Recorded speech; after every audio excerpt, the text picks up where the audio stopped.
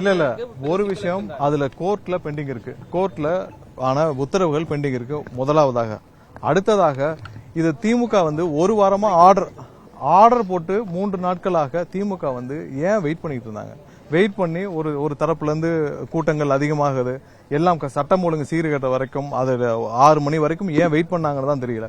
அடுத்ததா என்னன்னா, திமுக தரப்பான அரசு வழக்கறிஞர் 6 மணி வரைக்கும் நாங்கள் எங்களுக்கு டைம் இருக்கு, நாங்கள் விளக்கை ஏற்றுவோம் சொல்லி ஒரு தவறான தகவலை கோர்ட்ல சொல்லியிருக்கிறார்.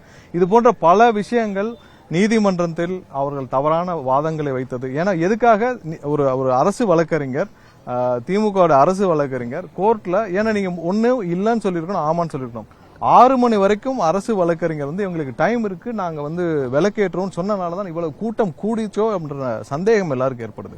சோ தவறான தகவலை இந்த அரசே இப்படி ஒரு அசாதாரண சூழ்நிலை கிரியேட் பண்ணுச்சுன்னு தான் நாங்க நினைக்கிறோம். கண்டிப்பாக இதை அவர்கள் முன்னாடியே தடுத்து நிறுத்திருக்க முடியும். எப்பயுமே ஒரு பின்பற்றப்படுற ஒரு முறைகளை அவர்கள் எப்பவும் மாற்ற வேண்டிய அவசியம் கிடையாது. இதுல நீதிமன்றம் 3 நாட்கள்ல அவங்க நீதிமன்றத்தில் 3 நாட்கள் ஆணை பிறப்பிக்கப்படும் வச்சிருக்கு. நிறைய இடத்துல நீதிமன்றங்கள் மீது நாங்கள் எப்பயுமே நீதிமன்றத்தில் பெண்டிங் இருக்கப்போ இதை டிஸ்கஸ் பண்ண வேண்டாம் நினைச்சோம்.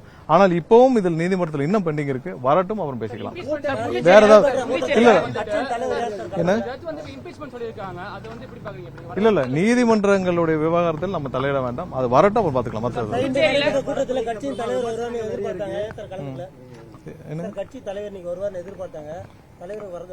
இல்ல கட்சி தலைவர் வரதா இருந்தா அது அறிவிக்கப்படும். நீங்க சொல்லுங்க. இல்ல தெளிவா சொல்லியாச்சு, இன்னைக்கு இருக்க தீர்மானத்துல வரைக்கும் தெளிவா சொல்லியாச்சு. அப்புறம் என்ன சந்தேகம் இருக்கு? வேற ஏதாவது கேள்வி?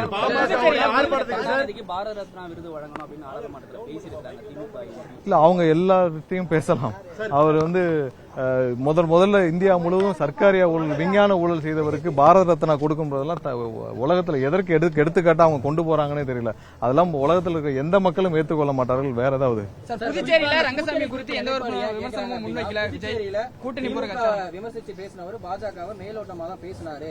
அதனால மேபி நீங்க எவ்வளவு தூரம் நீங்கள் பாரதிய ஜனதா கட்சியோடு எங்களை நீங்க ரிலேட் பண்ணி பேசினாலும் தெளிவாக எங்களுடைய நிலைப்பாடுகளை நாங்க பல முறை தெளிவாக சொல்லிவிட்டோம். திரும்ப திரும்ப அதுல கேட்கறதுக்கு ஒன்றுமே இல்லை.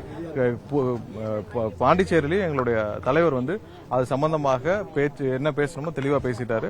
ஒன்றிய அரசு என்ன சொல்லணும்னு தெளிவா சொல்லிட்டார். இது திரும்ப திரும்ப நம்ம பேசுறதுக்கு ஒண்ணுமே இல்லை. கூட்டணி குறித்து கண்டிப்பாக எங்களுடைய தலைவருக்கு தான் முழு அதிகாரம் இருக்குது. அதே எங்க நிலைப்பாடிலும் எந்த மாற்றம் இல்லை. இல்ல அது எங்க தலைவர் முடிவு செய்வார். இன்று அவங்களுடைய கட்சி சார்பாக அழைப்புகள் விடுத்திருக்கிறார்கள். கண்டிப்பா எங்களுடைய தலைவர் முடிவு செய்வார். ஏன்னா அது எங்களுடைய கொள்கை, எங்களுடைய இதுலயும் தீர்மானங்களையும் அது ஒன்னாவது தீர்மானம். அதனால கண்டிப்பா முடிவு திமுக அல்லாத கட்சிகளுக்கு அழைப்பு விடுக்கப்பட்டிருக்குது. அப்படி இருக்கும்போது பாஜக இல்ல இது சம்பந்தமா இல்ல இதுல என்ன மாதிரியாக கலந்து கொள்ள வேண்டும், எப்படி ஆதரவு கொடுக்க வேண்டும் என்பதை எங்களுடைய தலைவர் தான் முடிவு செய்வார். ஏன்னா இப்பதான் கொடுத்திருக்காங்க, இன்னும் 5 நிமிஷம் கூட ஆகல, அதுக்குள்ள கொஞ்சம் டைம் கொடுக்கணும். தலைவருக்கு கண்டிப்பாக தெரிவித்திருக்கிறோம். அது சம்பந்தமா முடிவு இருக்கும். புதுச்சேரியில ரேஷன் கடை இல்ல அப்படின்னு விஜய் அவர்கள் பேசுறாரு. ஆனா அங்க இருக்கிற மினிஸ்டர்ஸ் சொல்றாங்க. இல்ல உங்களுக்கே தெரியும், நீங்க போய் இதை மக்கள்கிட்ட கேளுங்க அங்க என்ன நடக்குதுன்னு. ஏன்னா ரேஷன் கார்டுகள் இல்ல ஒரே நிமிஷம் ஒரே நிமிஷம் இருங்க. ரேஷன் கார்டுகள் இருக்குது, கடைகள் மூடப்பட்டுள்ளது, கார்டுகள் இருக்கு. ரேஷன் கார்டு இருந்தா மட்டும் அங்க ரேஷன் கடை இருக்குன்னு அர்த்தம் இல்ல.